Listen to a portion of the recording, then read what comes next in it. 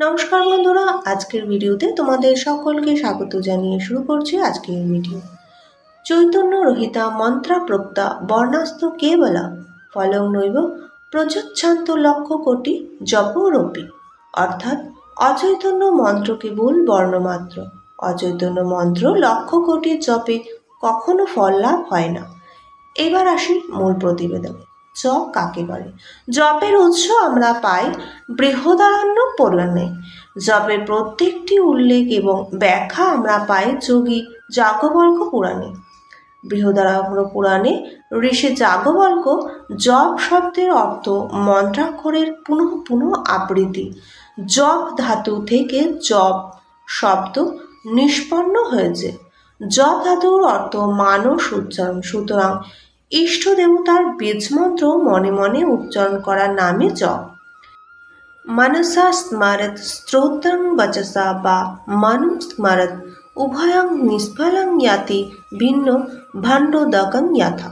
মনে মনে স্তব পাঠ বা বাক্য দ্বারা অর্থাৎ অপরে শুনতে পায় এমনভাবে মন্ত্র জপ করলে সেই মন্ত্র জপ বা স্তব ভগ্ন ভাণ্ডস্থিত জলের ন্যায় নিষ্ফল হয়। অতএব বিধিপূর্বক মন্ত্র জপ করলে জপ ও যজ্ঞ বিশেষ, সেই জন্য শাস্ত্রাদিতে জপকে জপযজ্ঞ বলে উল্লেখিত হয়েছে। প্রণালী ভেদে জপ 3 প্রকার। 1. কোনরূপ শব্দ উচ্চারণ না করে মন্ত্রার্থ স্মরণপূর্বক মনে মনে উচ্চারণ করাকে মানস জপ বলে। এই জপে অপর কেউ জপের মন্ত্রের শব্দ শুনতে পায় না বা জপকারীর ওষ্ঠজিহ্বাদের কোনো সঞ্চালন দেখতে পাওয়া যায় না। 2. দেবতার প্রতি মনোনিবেশ করে জিহ্বা ও ওষ্ঠ কিঞ্চিৎ চালনাপূর্বক নিজ মাত্র শুনতে পায়। এরূপভাবে মন্ত্র জপ করাকে উপাংশ জপ বলে। 3. বাচিক জপ, মন্ত্র উচ্চারণ করার জপ করাকে বাচিক জপ বলে। এই বাচিক জপে জপকারীর মন্ত্র উচ্চারণ অপর শুনতে পায়। এই বাচিক বা উপাংশ যে প্রণালী অবলম্বন করা হোক না কেন, তার নিজস্ব নিয়ম পালন না করলে তা নিষ্ফল হয়ে যায়। অর্থাৎ যিনি বাচিক জপ অবলম্বন করেছেন তার স্বর কখনো নিচু হলে চলবে না, এবং যিনি উপাংশ ঋতু গ্রহণ করেছেন তার শব্দ নিজ ব্যতীত অন্য কেউ শুনতে যেন না পায়।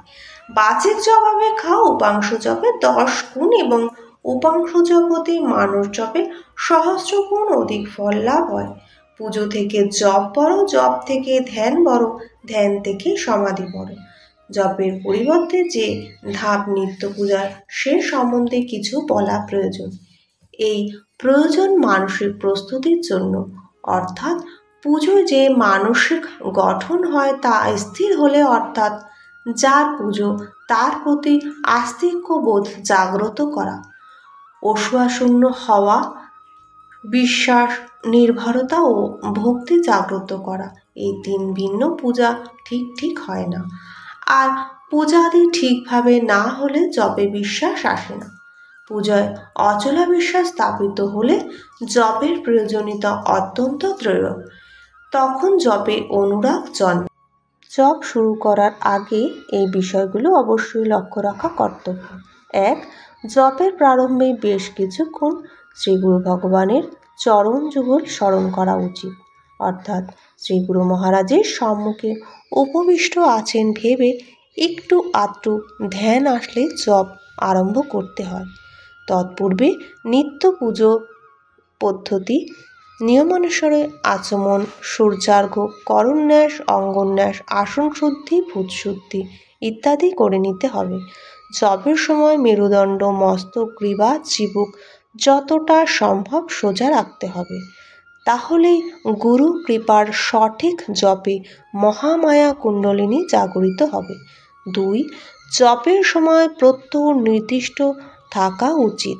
প্রত্যহ ঠিক সময় জপ করলে জপকারীর যৌবিক মানসিক সময়বোধ এইরূপ হয়ে পড়ে যে ঠিক সেই সময় আপনা আপনি জপ হতে থাকে।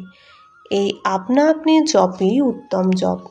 জপের সময় ব্রহ্ম মুহূর্ত অতি প্রত্যুষে ঠিক মধ্যাহ্নে, সূর্যাস্ত ও সন্ধ্যার সন্ধিক্ষণে করা জপকারী অবশ্যই উচিত, তাহলে জপকারীর আনন্দ লাভ করে থাকেন। 4. সাধক স্থির চিত্ত ও স্থির ইন্দ্রিয় হয়ে ইষ্টদেবের চিন্তা করতে করতে অষ্টোত্তর সম্পুটিত করে মন দ্বারা মন্ত্রবর্ণ চিন্তা করতে হবে।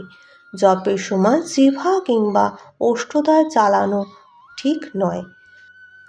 5. জপকালে বিষয় হতে মনকে আহুত অর্থাৎ তুলে নিয়ে মন্ত্রের অর্থ ভাবনাপূর্বক অতি দ্রুত নয়, অতি বিলম্বেও নয়, অর্থাৎ সমান তালে মুক্তহারের যেমন পরপর গাঁথনি সেরূপভাবে জপ করা উচিত। 6. অতি ধীরে জপ করলে ব্যাধি জন্মে এবং অতি দ্রুত জপ করলে ধনক্ষয় হয়। অতএব মুক্তাহারের ন্যায় অক্ষরে অক্ষরে যোগ করে জপ করা প্রয়োজন। 7. যে ব্যক্তি যে দেবতার উপাসক সে তন্নিষ্ঠ তদ্গত প্রাণ তদ্গত চিত্ত অর্থাৎ তৎপরায়ণ হয়ে ব্রহ্মানুসন্ধানপূর্বক মন্ত্র জপ করবেন। 8. শাস্ত্রে লিখিত আছে যে জপের পূর্বে সেতু না থাকলে সেই জপ পতিত হয় এবং পরে সেতু না থাকলে ওই মন্ত্র বিশীর্ণ হয়ে যায়। অতএব সেতুপূর্ণ জপ নিষ্ফল হয়। এই কারণে জপগণ মন্ত্রের পূর্বে ও পরে ওং এই সেতু মন্ত্র পঠিত করে জপ করবে। ওং শব্দটি ব্রহ্মের বাচক বা প্রকাশক। যাদের ওং উচ্চারণের অধিকার নেই তারা ঐং এর মন্ত্রটি সেতুরূপে ব্যবহার করতে পারবে। 9. জপকালে করাঙ্গুলি সকল ঈষৎবক্র ও পরস্পর সংশ্লিষ্ট করে রাখতে হয় এবং হস্তদ্বয় আচ্ছাদিত করে বক্ষস্থলে স্থাপন করতে হয়। জপকালে আঙ্গুলি সকল বিয়োজিত করা উচিত নয়। অঙ্গুলি বিয়োজিত করলে তার ছিদ্রপথে দ্রুত নিঃসৃত হয় অর্থাৎ জপ নিষ্ফল হয়। 10. অঙ্গুলির অগ্রভাগে পূর্বে সন্নিধ এবং মেরু লঙ্ঘন পূর্বক যে জপ করা হয় তা নিষ্ফল হয়। 11. সংখ্যা রেখে জপ করা কর্তব্য। শাস্ত্রবিধি বিহিত সংখ্যা না রেখে যদিচ্ছা জপ করলে তা নিষ্ফল হয়। দক্ষিণ হস্তে জপ করতে হয় এবং বাম হস্তে জপের সংখ্যা রাখতে হয়। 12. পতঞ্জলি জপকে ঈশ্বর প্রণিধানের প্রসঙ্গে উল্লেখ করেছেন কারণ এটি ঈশ্বর উপাসনার অন্যতম উপায়। 13. ভক্তিশাস্ত্রে নাম কীর্তন ও জপের মহিমার ওপর দিক থেকে দিক প্রতিপন্ন করা হয়েছে। ভগবান বিশ্বরূপ বলে নিখিল বিশ্বের যাবতীয় বস্তু ও তাদের নামবাচক শব্দ সকলেই ভগবানের নাম। এই জন্য কে বলা হয়েছে কলিযুগে একমাত্র কৃষ্ণ নাম সংকীর্তনের দ্বারাই সংসার বন্ধন থেকে মুক্ত পাওয়া যায়। 14. কলিযুগের একমাত্র হরিনাম সংকীর্তনের দ্বারাই সেই ফল লাভ করা হয় যা পূর্ব যুগের তপস্যা ধ্যান এবং যজ্ঞাদির দ্বারা সহজে লাভ করা যেত না। 15.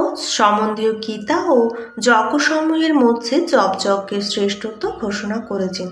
তার কারণ জপযজ্ঞে কোনরূপ আড়ম্বর উপকরণের প্রয়োজন নেই। 16. জপের সাথে ধ্যানকেও যুক্ত করতে হবে, নতুবা কেবলমাত্র আবৃত্তি দ্বারা ইষ্টলাভ হবে না।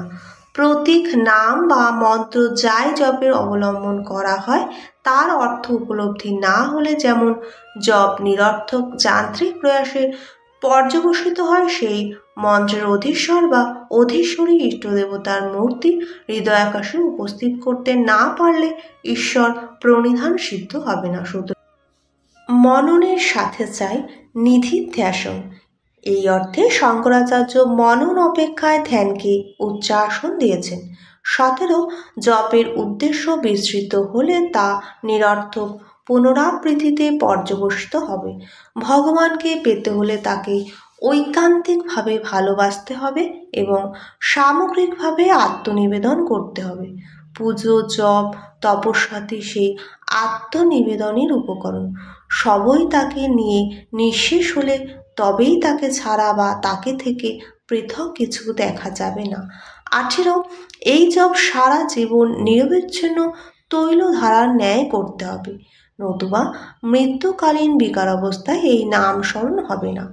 19 নিরন্তর ঈশ্বরকে স্মরণ করতে হলে মানস জপ ছাড়া আর কোনো উপায় নেই। এই জন্যই মানস জপকে শ্রেষ্ঠ জপ বলা হয়েছে। প্রতি মুহূর্তে সহস্র কর্মের মধ্যে মানস জপ করে যাওয়া যে কত দুঃসাধ্য তা যারা কোনো প্রকার জপ করেন তাদের বুঝিয়ে বলতে হবে না। মানস জপ ও মানস পূজার কোনো বিকার নেই।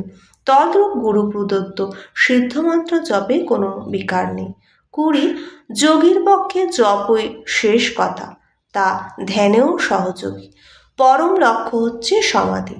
নিশ্চল ধ্যান আয়ত্ত হলে জপ স্তব্ধ হয়ে যায় এবং সমাধি লাভ হয়। ধ্যানেরও অবকাশ থাকে না। নির্জীব সমাধিস্থ যোগী পরমানন্দ লাভ করে পরমাত্মার সাথে মিলিত হন এবং মোক্ষপ্রাপ্ত হন। 21 জপের দ্বারা সিদ্ধি লাভ করতে হলে তৎপূর্বে সাধককে যম নিয়ম সম দমাদি দৈবী সম্পদ অর্জন করতে হবে, কারণ জপ নিবৃত্তি মার্গের সোপান। সুতরাং জাপক যদি ফল কামনা করে জপ করেন অথবা চঞ্চল চিত্তেও বা অবহেলা করেও জপ করেন কিংবা জপলব্ধ যৈগ কৈশর্যদের প্রতি অনুরক্ত হন বা অহংকার বা মোহগ্রস্ত হন, তাহলে তিনি জপের ফল থেকে বঞ্চিত হয়ে পুনর্জন্মরূপ নরকে পতিত হবেন। ভিডিওটি এখানে শেষ করলাম। কেমন লাগলো অবশ্যই কমেন্টের মাধ্যমে জানাবেন এবং সাবস্ক্রাইব করে পাশে থাকার অনুরোধ করছি। নমস্কার।